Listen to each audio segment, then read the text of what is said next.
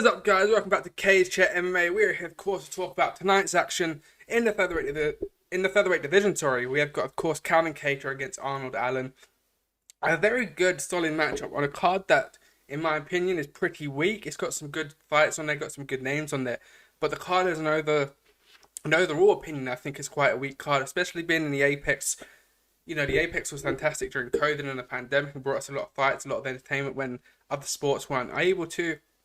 For obvious reasons, but of course it's sort of run its course now as we come towards the back end of 2022 going into 2023, and we've got these events like we had 280 last week with a full crowd. We've got 281 coming up in New York, 282. These Apex events just don't bring the same sort of excitement, that anticipation, that buzz as a fight fan that you want to get a hold of. It doesn't just bring it, and it's unfortunate because for fans it's hard to get up for, and I believe for some fighters, at least, if not most of the fighters, it must be a little bit debilitating, a little bit demotivating because you're fighting in an empty arena, whereas some of your peers and your colleagues have been fighting in sold-out arenas. So it's a little bit of a, maybe not a kick in the face to you as a fighter if you're fighting the Apex, you know, when you could have been on that sort of scheduled fight in a crowded event, let's say. But you're also not walking out to that 15,000 people energy. You're not walking out there, you know, seeing your teammates win, seeing that buzz, seeing that energy going around that we had the Etihad Arena that would have the MSG in a couple of weeks. So it is difficult. However, Arnold Allen versus Kattar is a very good main event. It's a very good fight. It's a very good test for Arnold Allen, his biggest test so far. Of course, he's coming off that knockout win against Dan Hooker from UFC London back in March. And he's trending the right way now. There's been a lot of times where, similar to Leon Edwards, he's been overlooked a little bit because of his, one, lack of inactivity due to injuries, and also that sort of, he doesn't have that nature about him to go out and call out an opponent or go out there and really make a name for himself on the mic or in press conferences or media. He doesn't do that. And in the featherweight division, obviously you've got Alex Volkanovski, the champion, who's very well known, very well liked. You've got Max Holloway, who's always doing bits here and there. You got Brian Ortega, who's very, very well known online. And obviously you got Corinne Zombie, and you got these guys and these personalities which have a fantastic following. Whereas Arnold Allen is sort of bubbling away now. People are warming to him. They're seeing that sort of dry humour that he has. Obviously, you know, he's built up this sort of meal deal reputation about himself, which has been fantastic. It's very funny to see in the UK. You know, it's relatable content, and that builds a relatable audience. But Dan Hooker was really the knockout that really, you know, pushed him along that sort of title run that he's looking to build up in 2023. Of course, Leon Edwards is probably going to be defending his belt in Cardiff, and I'm hoping that Arnold Allen is on there in some sort of format. Probably on the main card, you'd imagine, against a Yair, against a Brian Ortega, or against a Josh Emmett, maybe. I'd say Max Holloway as well, but of course, you know, Max Holloway is a co-main event, if not a main event, on a fight night or on the pay-per-view itself. If he's fighting for the title, he's not going to be fighting for the title next. Obviously, having come off that loss to Volkanovski. So the featherweight division is in a very strong place competitively. Of course, you know, Volkanovski at the moment is going to be looking to go up to lightweight and fighting Liza Makhachev because he's dealt with a lot of the top five in that division, including Max Holloway 3 times now, including Brian Ortega, including Korean Zombie. And of course, not to use MMA math, but we've seen the likes of Max Holloway performing against Kattar the way he did, performing against Yair Rodriguez the way he did. So it has sort of created this sort of best of the rest funnel up towards the champion, with Max Holloway at the very top of that, almost keeping everyone down, keeping everyone at bay. But the featherweight division is open at the moment. Of course, we had recently Brian Ortega versus Yair Rodriguez. That finished inconclusively with Brian Ortega popping his shoulder out. Of course, Yair did get a win with that, technically. But, of course, you know, it wasn't a performance that warranted a victory or a title shot. And then, of course, Josh Emmett had a split decision win against tonight's opponent, Kattar, who I believe, you know, Kattar, you know, was very not hard. I would say a little bit hard done by due to the scorecards. I think Kattar had done enough. I haven't seen the fight back recently, so I'd have to go and watch it again. But in my memory, I think Kattar did enough to beat Josh Emmett. Of course, you know, Kattar, is a fantastic featherweight contender. He put pacing on Giga Chikadze. And of course, Chikadze was someone who's highly touted in this division and will go on to do big things. He was in that sort of ballpark with Arnold Allen, with Movsar Evloev, and the caliber of that the 6 to 10 ranking, the Sadiq Yusuf of this world.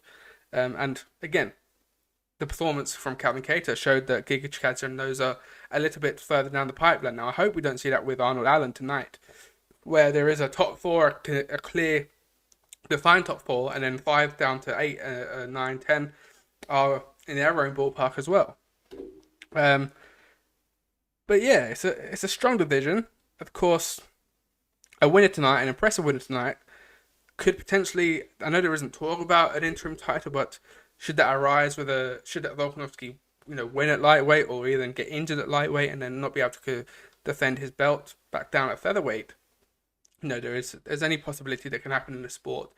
And the winner tonight, I'd imagine, puts themselves in a potential interim title shot, if not a number one contenders bout going forward.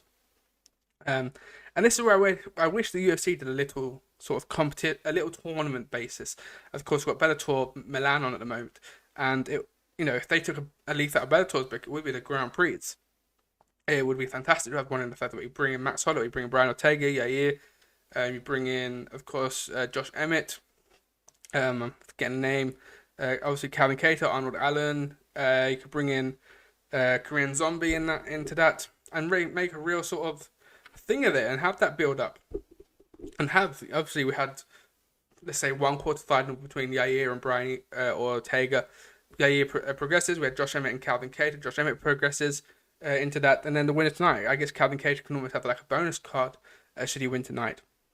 And then you book him against Yair, perhaps. That would be a fight I could entertain the idea of. Of course, well, you could actually rematch the Josh Emmett fight, but just for a fresh opponent, a fresh face.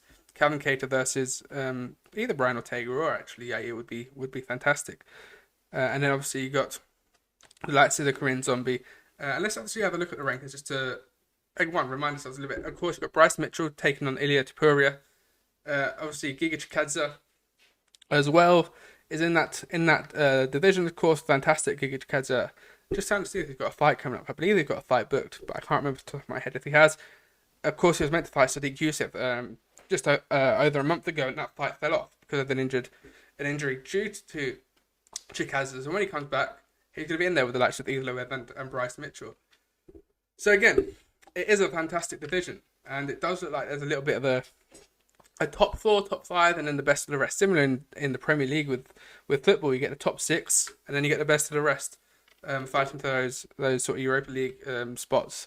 And I guess Calvin Kattar and Arnold Allen are in that Europa League spot. They're wanting to push the top 4, to use that analogy. But yes, I would happily see a Grand Prix between anyone, Max Holloway down to Bryce Mitchell. Those are 8 competitors. Of course, it would be fantastic to see, if you put Max Holloway in there with Bryce Mitchell or Chikadze, again, I think Holloway would be a heavy favourite due to recent performances against similar opponents that they've crossed paths with. But again, Josh Emmett didn't convincingly beat Calvin Kattar, in my opinion. Yair Rodriguez didn't convincingly beat Brian Ortega, in my opinion. So if someone tonight gets a very convincing win, a knockout, a submission, 50-45, 50-44 sort of ballpark, even a 49-46 to an extent, that, in my opinion, would put you in line for the next title shot. Of course, we know Max Holloway's not going to get one, and we shall see what arises over the next sort of 3 months of this division. But again, to focus back on Arnold Allen at the moment, this is the biggest test of his career. He thought Dan Hooker looked fantastic in March, but Dan Hooker had come down from 155 to 145. How much did he deplete himself? He's talked that he's not going to go back to 145. He's going to stay at 155 because he just drained himself too much. So, had the chin of Dan Hooker's gone, he wasn't able to withstand the power of Arnold Allen. Is that because of rehydration and losing those extra 10 pounds and put him in a bad spot? Because I'm a big Dan Hooker fan. We saw him against Dustin Poirier. Now, I'm not saying Dustin Poirier must be a much heavier punch or a lighter. I expect Dustin Poirier to be a lighter puncher than Arnold Allen. Both have very good boxing skills, nonetheless. but I don't think that's a clear sort of plan and sort of correlation. And of course, Dan Hooker withheld and withstood and stood toe to toe with Dustin Poirier for 5 rounds. Of course, since then he's been on a bit of a slope since, including Arnold Allen and Islam Makhachev, the new, of course, lightweight champion. Of course, he is 1-4. Dan Hooker, his only win against Nasrat Haqparast. He lost to Islam Makhachev. He lost to Arnold Allen in that sort of test to come down. And it has had 3 finishes. Obviously, the Kimura submission, not necessarily a question of whether the chin's gone for Dan Hooker. He's over the hill. I don't think he is just yet. I think he's just had some very tough matchups. But he has had 2 finishes. Been knocked out twice in his last 3 fights within a 13-14 month period as well. So maybe he just needs to take some time off and let himself heal, which he's done so this year, which has been good to see. He's not bounced back in there. But again, Arnold Allen, prior to that, and maybe this is where the lack of fan appreciation has come from, because he has had 4 decisions in a row since then. Sadiq Youssef, Nick Lentz, Gilbert Melendez, and Jordan Ronaldo. And of course, that was over a 2-year period where he's fighting, fought twice in 2019, fought once in 2020, and of course once in 2021. So he has been inactive, has had injuries. Fights cancelled with Josh Emmett and Jeremy Stephens recently. A win against either of those would have propelled him similarly to how Dan Hooker would have propelled him. It would have been fantastic to see. You got wins over Mads Burnell, Makwan Amikani. Mads Burnell absolutely killing it at the moment in the featherweight division. In Bellator, and of course Makwan Amikani, is a stalwart of the featherweight division, albeit maybe over the hill, but 5 years ago certainly a prospect and a potential contender. Of course, he's 18-1, and let's have a look at the tail of the tape. Again, 23-6 against 18-1, so the experience is on Calvin Kattar's side, and of course, Calvin Kattar has been in these main events before. He's been on a big time stage. He's been carrying a card. He's fought in empty arenas in the main event. He's had to deal with those pressures. He has got a 3-inch height advantage on Arnold Allen, of course, 2-inch reach advantage, of course, and 6 years in age and not wisdom, but he's had 6 years. Just 6 years older than him. I'm trying to make a smart comment on it, but it doesn't arise at the moment. But of course, Arnold Allen, 28, in the peak of his powers, come into his prime, and certainly maybe Calvin Kattar, and this is something that Arnold Allen brought up. There's been a lot of miles on the clock of Calvin Kattar, and can that be something that Arnold Allen, sort of not exposes but brings to his advantage? Calvin Kattar did take a lot of damage against notably Max Holloway, but of course, Josh Emmett was a 5-round fight that went back and forth. The Giga Chikadze one, he was not unscathed in that, but he took less damage than he did in the other previous 2 fights. But again, that's 75 minutes worth of action that we've seen, and he's gone the distance in all of them. Dan Ige probably was a 5-round fight as well. Let's double check. Yeah, 5 rounds.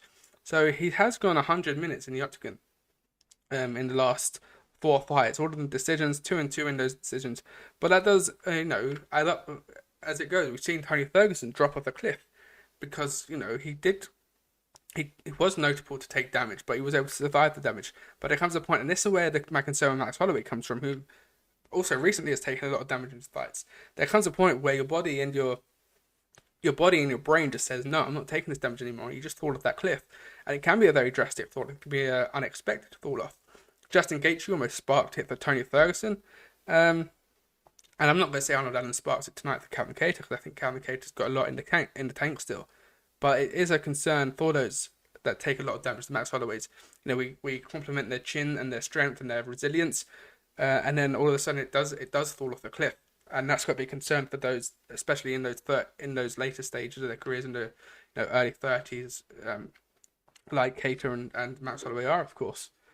And we shall see how hard Arnold Allen hits tonight, of course, because we know again. Kattar has been in there with the very best, not been able to be put away by the very best in this division. If Arnold Allen goes in there and knocks him out tonight, that does put a big statement on this featherweight division. If you knock out someone Max Holloway couldn't knock out, someone Dan Ige couldn't knock out, someone that Josh Emmett couldn't knock out, it's a big statement. Equally, if Calvin Kattar comes in and knocks Arnold Allen, it's his second loss in his record. Of course, it ends a streak that has gone back until 2014, back in his Cage Warriors days. He's not lost since, as Arnold Allen. it's a big move, a big moment, and a big move for Calvin Kattar, and solidifies himself in that sort of top four, top five of this division. And let us know your thoughts in the comments down below. Are you going with Kattar? Are you going with Arnold Allen tonight? It's a big night for both of those. Again, it's a shame that neither of these two have fans tonight, because they both deserve to have fans in the cage. They're both very exciting competitors. They both bring a lot of energy, a lot of violence to the octagon. Calvin Kattar, we all remember the knockout against Jeremy Stephens, the elbow that he landed. He loves that sort of gritty, sort of brutal sort of fight that they bring. And I think Arnold Allen is a little bit more smoother, but again, he can hang in there with the very best. And when the pressure is on him, he can certainly deliver. And I do expect him to deliver tonight. Of course, being from the UK, being from England, we want to see, our guys did the best. We've seen it with Leon Edwards, just become champion recently. So, there is, and we saw it with Mokaev last week at 280. There's a real hotbed and a real thriving rise in talent in British MMA. And of course, with that knowledge that there could be a stadium show in March, anyone who fights out of the UK at the moment needs to, one, be healthy come March, and also be in that sort of conversation to be put on the card and not be able to be skipped off the card. Paddy and of course Paddy Pimblett and of course Darren Till are fighting at 282. Got Molly McCann in New York at 281. Those three names are going to be expected to be on that card in Cardiff. And Arnold Allen needs a win tonight, so he can also be expected. And there's your main card. That's a 5-fight main card that sells out Cardiff pretty much by itself. All fantastically big fights, all ranked fights at that point. Maybe not Paddy Pimblett, potentially maybe a top 15 opponent for Paddy Pimblett, but again, he carries the show on himself. So yeah, Arnold Allen needs a win tonight, really to set up his 2023 for a title charge, because I don't think Volkanovski fights in the Featherweight Division until probably June, July next year. So Arnold Allen, win tonight, win in March, get a title shot June, July, August time next year, and hopefully bring a second belt home to the UK. Hopefully we'll still have Leon Edwards as champion by that point. Also, we can have two English champions, two British champions carrying belts at the same time. What a time that would be. Of course, with Mokaev looking for a title by the end of next year, it could be a very, very good golden period for British mixed martial arts in 2023. Of course, Brendan Loughnane, of course, fighting for PFL World Championship this year. It could be an exceptional year for British mixed martial arts over these next 12 months. But of course, we can't be overlooking Calvin Kattar, who's Boston strong. He has got that grit, that heart, that determination to walk through the fire, and he is going to have to walk through the fire tonight with Arnold Allen. But yeah, it just really shows that Dan Hooker knockout was a very important win. But I hope it's not I don't want to say a flash in the pan, but I want to believe and be assured that it was because of Arnold Allen's performances, not because of Dan Hooker depleting himself too much. I guess that's the only question I have in my mind and concern that I have. But of course, Arnold Allen being 28 years of age, again, he's coming to his prime. He can not afford to lose, but he can afford to get that experience and that understanding, that learning of being in a main event and being the main event, and being scheduled to fight 5 rounds. So I don't believe he's had that before, at least since his Kattar days, at least. So yes, of course I'm backing Arnold Allen.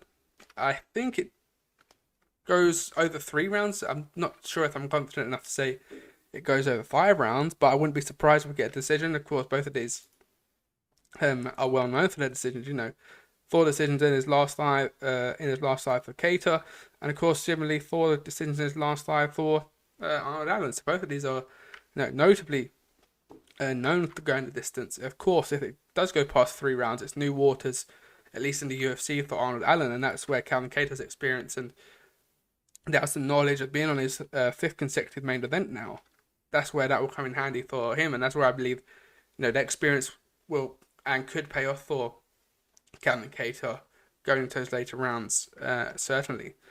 But I'm hoping that I'm deep down hoping that Arnold Allen's got the job done by that 3rd round, and he puts a similar performance on than he did against Dan Hooker. But yes, unfortunately, that is the only sort of notable fight to be talking about. Of course, not the greatest. We've got Tim Means versus Max Griffin, of course, in the welterweight division. That is our co-main event tonight. Dirty Bird up against Max Payne Griffin, of course. Griffin coming off that loss to Neil Magny most recently. He is 3-1 to the last 4. Tim Means, of course, similarly, coming off a loss to Kevin Holland. He's 3-1 also. Wins over Nicholas Dolby and Mike Perry, of course.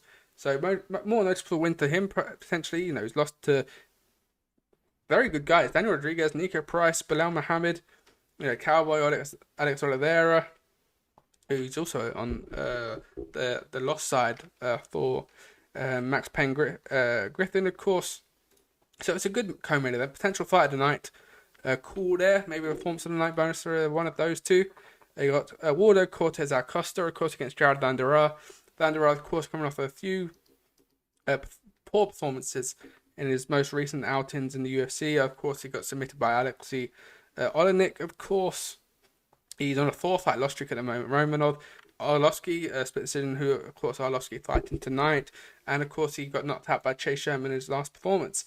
So, again, he's on a big...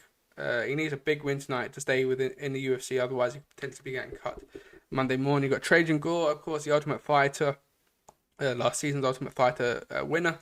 In the middleweight division, he's up against Josh Friend. Dustin Jacoby against Khalil Roundtree. That, again, could be a fight in that performance. We know what Khalil Roundtree can do, and Dustin Jacoby can do. Both of these fantastic, excellent, ferocious fighting. I think that's why I believe they're on the first fight on the main card. I thought it might have been on the prelims because they are very exciting to watch. Khalil on a 2-fight win streak, having beaten Modestas Bukauskas, who's fighting back in Cage Warriors very soon, I believe. And of course, Carl Robertson he knocked out as well. You never forget the win against Eric Anders either. Those leg kicks were brutal. Dustin Jacoby, of course, coming off the win against Da Un Jung, a finish there in July. Of course, he's on a 4-fight win streak at the moment with wins over Dan Stewart, John Allen, and Michael Alexchuk. Of course, but he's actually not lost since 2015 against John Sauter. He's had a run in kickboxing in that period. But since he's been in MMA, he's not lost since 2015. So he's been on an absolute tear, has Dustin Jacoby. So that could be a potential fight tonight. Cool also. I'm going to go with Khalil Roundtree to get the job done there. Roman Dolizar against Phil Hawes is a good fight in the middleweight division. As we mentioned before, former heavyweight champion Andrei Arlovsky. The man who, he doesn't seem to age, does he, Andrei Arlovsky? You think he's over the hill, you think he's done, he loses 2 on the spin. Well, he hasn't lost 2 on the spin since 2018. He loses 1, you think it's all over, and maybe it's, maybe the chips are falling, but he's on a 4-fight win streak at the moment. Wins against Chase Sherman, Carlos Felipe, Jared Vanderaa, and Jake Collier, both of those 2 split decisions.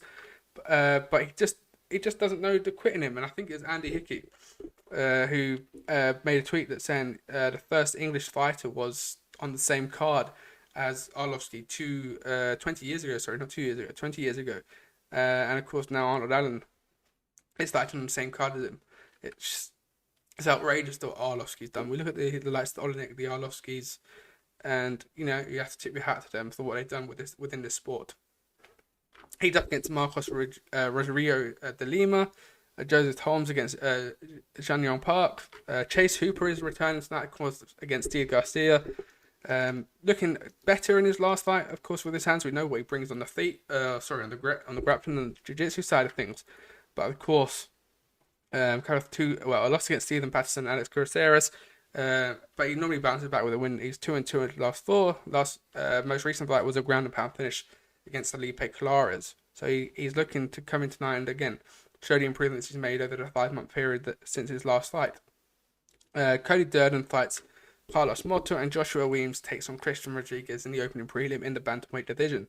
So again, maybe that brightens up the card for you. There's some good names in there, some good fights in there. Actually, it's not on paper. It's one of those where if you don't take a good glimpse, if you just take a quick glance at it, it probably doesn't fill you with joy.